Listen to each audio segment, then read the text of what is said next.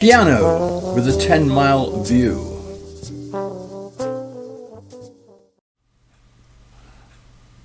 At the time, I was actually stationed at RAF Tangmere. This would be in the late 50s, 1950s.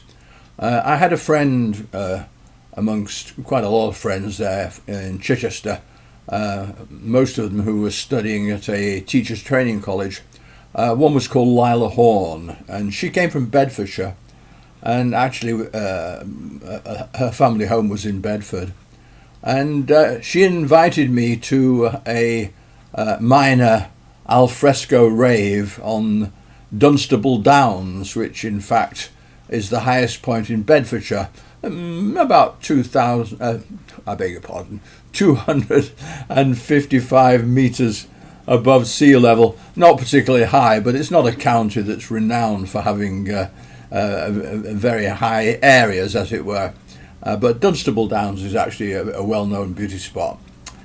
Anyway, the interesting thing about this particular event was that a piano had been transported cross-country because of no roads, in some kind of a pickup truck, an upright piano, and actually carefully placed in the trees. It was a kind of copse at the top of the hill, adjacent to a field that I think was growing potatoes.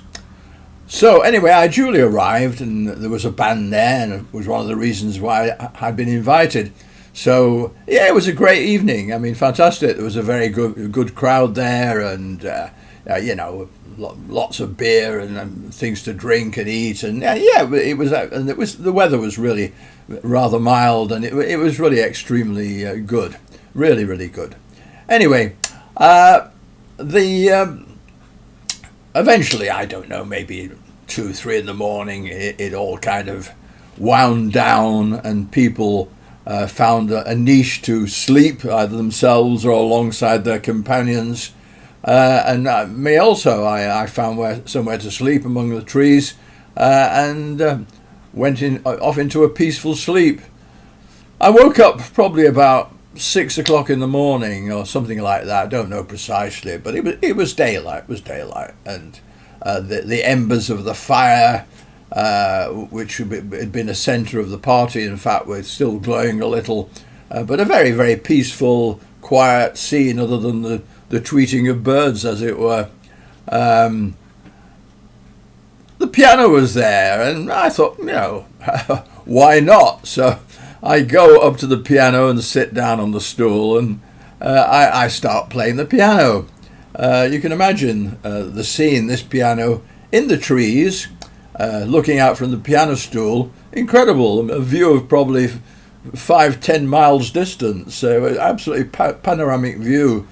The main point about this in fact just felt quite normal because I'd been there all night. Anyway, I'm playing about on the piano for about, 20-30 minutes, when all of a sudden a column of Boy Scouts with a scoutmaster come walking by the trees. And they look at me, and I look at them, and as I say, not regarding this as being anything remarkable, I said, "Good morning," and they politely said, "Good morning," and went on their way. It was only much later when I suddenly thought about the incongruity of this particular scene. I can imagine some of these Boy Scouts would go home in the evening and say, "Oh, Mum, I was up on the downs, and there's this man playing the piano in the trees," and I'm sure that this would be perhaps received with a certain amount of derision. Whether there's any of these Boy Scouts still around, I don't know, who might remember this, but I do remember it vividly, and it's really an indication of how what is fundamentally not absurd exactly, but unusual, if you're actually immersed in it, becomes normality. If you've enjoyed this video and would like to see more, please subscribe.